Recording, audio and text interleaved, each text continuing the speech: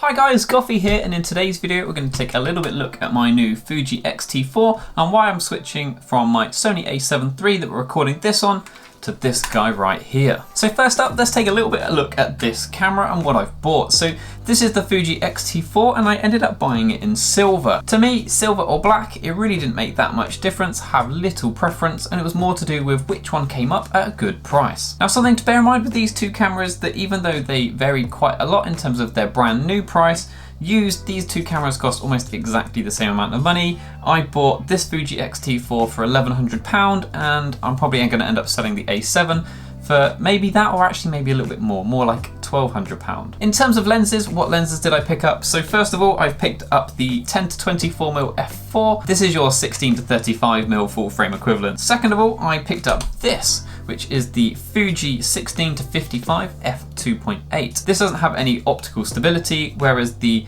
10 to 24 does. I've rarely used the 10 to 24, and I found myself using the 16 to 55 to also vlog as well. The optical stabilization in the lens really doesn't seem to do that much, and I quite like the f2.8 that this offers. So let's quickly talk about why I'd even want a camera like the Fuji X-T4, like a proper mirrorless camera. And that is literally for YouTube. If it wasn't for YouTube, I don't really have much need for this style of camera. So the main focus of this video is going to be more about video than it will be photography. Quickly touching on photography though, Fuji actually has something a little bit weird in their lineup. So Fuji, for one generation of cameras, actually just has one sensor in lots of different bodies, lots of different formats to suit your need. And the Fuji X-T4 is arguably the best camera in the lineup, so if you enjoy the photography features of the other cameras, there's a very good chance the X-T4 has it, and maybe even slightly better. So on to video then, the main reason that I bought this camera. Like I said, currently I'm shooting on the Sony A7 III, and the Sony A7 III is a very good video camera, but there's a few features for me that it lacks that stops me using it when I go out and about. Now first of all, and this is a bit of a controversial one I guess, is the Flippy Screen. The Sony A7 III does have like a folding screen, so it kind of folds flat and points downwards, but it doesn't have a proper articulating screen. And that's quite a pain if you want to do things like vlogging, which is something I want to bring an awful lot more to the channel. I want to be taking you guys out with me rather than doing lots of videos from my desk. Even like right now, I have to kind of set myself up. I'll show you what that looks like now. So we have my camera up there, and then over on my screen, I've got it tethered so I can see what I'm doing. The thing that I miss most about not having a flippy screen isn't framing, because the Sony A7 III have a wide lens, point it at your face, and you're in frame. The problem for me is exposure and not being able to monitor it and see if I've got it right or wrong. That has led to, in some of my kind of recent videos, where I've shot videos overexposed, and it's not until I've got back that I've realized, and then I'm stuck with a bit of a choice.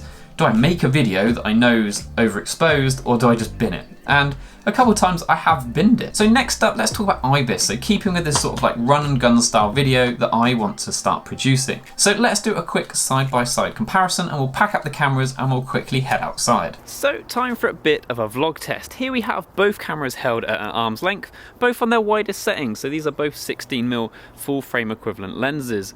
Now, you'll also see the difference in the internal onboard mics, although I don't use them. I have my own mic, and also the standard colours on both of these two cameras.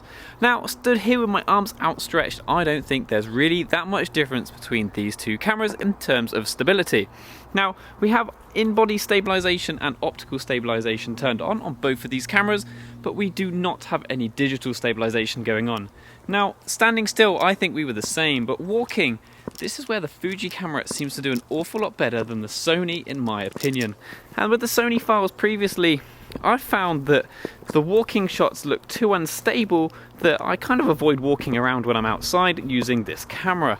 But with the Fuji, things seem an awful lot more stable, and from my point of view, I will be using the Fuji X-T4 whilst walking, which was something I had to avoid with the Sony. Be interested to know what you guys think, but this to me is one of the huge selling points of the Fuji X-T4. Okay, next up, let's talk about colours. Now, I'm very aware this is very subjective, and you'll just have a preference. It might be the Fuji, it might be the Sony. But one thing that isn't subjective is that the Fuji is 10-bit and the Sony is 8-bit. I am convinced I can tell the difference when I'm editing my files, that the Fuji files just have that little bit more range in them when it comes to editing. Both of these cameras do also offer flat profiles, so the Sony shoots S-Log2 and S-Log3 with a minimum ISO of 800, whereas the Fuji shoots F-Log, and that is at 640 ISO, so arguably there's a little bit more flexibility there with the Fuji, but to be honest, I doubt you'd ever notice the difference. Both manufacturers also offer a LUT that you can apply to log footage to get them back to normal. I find that the Fuji file is an awful lot better at this than the Sony file, but with a bit of tweaking, I'm sure you can kind of level them out. Now, I don't really like shooting log footage. It's a step too far really for me. It's not something that I'm that interested in. So if you just look at normal colors, Fuji has some really cool film emulations, and one of them is the Eterna profile, and I absolutely love how it comes straight out of the camera. One area where these two cameras vary massively though is in their actual build and their controls. So these two have very different feel when it comes to handling. Now from a Fuji point of view, it's kind of got your more old school controls where you have a lot of physical dials for things like ISO and shutter speed, whereas the Sony is more your sort of typical mirrorless camera with things like a mode dial. In place of a mode dial, the Fuji just has automatic modes on different elements of the camera, like the aperture ring or the shutter speed, and you can kind of mess around to get your different modes by putting different things into auto. To me, this really doesn't make much difference. From a handling point of view, I'm used to both formats, but if you'd only ever used one, like say you currently use Sony cameras, moving to the Fuji might feel quite weird, but if you're already in that sort of film photography sort of area, then the Fuji might actually feel quite natural. One big pro of the Sony in this area though is the fact that these two cameras next to each other, body only, are almost the exact same size, yet the Sony packs a full frame sensor and the Fuji only a crop sensor. That's something that the Sony does very well.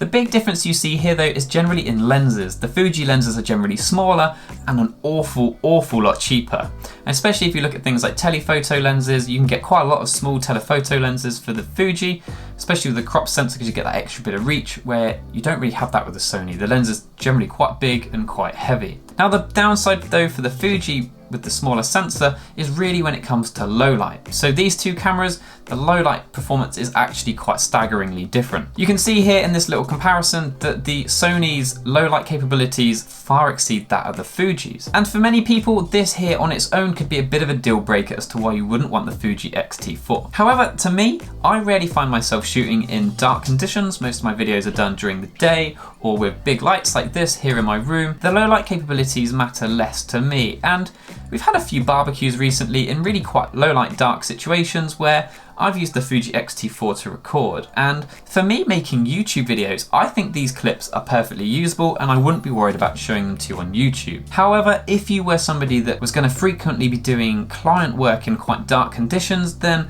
I think this is probably where you'd come to a bit of a problem. So next up, let's quickly talk about autofocus. The autofocus in these two cameras is very good. They both offer all of the features you'd expect, like face and eye tracking. In use over the last few weeks, I honestly couldn't tell you the difference between the two cameras. I think if you look into some really detailed reviews, you probably find that the Sony comes out slightly on top, but in my use and for my use case, honestly, I can't tell the difference. So next up, let's talk about video modes and video settings. So this is something where the Fuji wins hands down. Now, a lot of my shooting is done in generally two settings. It will be the 4K 24 that I'm shooting in now, or it will be 120 1080p. And both of these cameras do that in very high quality, and the files look very good. However, the Fuji does have two further tricks up its sleeve. One of them is the fact that it can shoot even slower, so it can do 1080p at 240 FPS, and that's what this footage looks like. You're going to be setting your shutter speed to something like 500th of a second, so you need that bright day to make sure that you can expose properly. But when you do have the right conditions, the files look so nice, and I was very surprised at just how good they look. The other feature that it has is 4K 60. Now this is something I can see an awful lot of people using, and again, client work, this is something that I think fits in very nicely. If for some reason they want their files in 4K, having that slightly slow-mo 4K, so if you're shooting in 24, what is it? It's like 2.5 times slowed down, that is actually really good, and it comes out looking very nice as well. The other thing between these two cameras that's very different is bitrate. Now the Fuji on its max settings has a 400 megabits per second bitrate. Now that munches through memory cards, but the quality is exceptional. The Sony, on the other hand, I think it's maxed as 100 megabits, so it doesn't go through memory cards anywhere near as quick, and it's something that has shocked me at just how much space this Fuji X-T4 uses up when shot on its like highest quality modes. So hopefully guys, that explains why I've bought the Fuji X-T4. Now the Sony A7 III, like I said, is a cracking camera, and for a lot of people it might be the better pick. If you want your low light capability or you really need full frame, then the Sony A7 is the camera for you. If you need things like better IBIS and a flippy screen, maybe better colors straight out the camera, then the Fuji X-T4 might be the camera for you, like it is the camera for me. If you've had experience of both these cameras, either the Sony A7 III or the Fuji X-T4, and you're in a similar situation to me where you had to pick which one you wanted to buy, I'd be really interested to know which you would pick and why you picked it. But as always guys, thank you for watching, and I hope to see you in the next one. Cheers!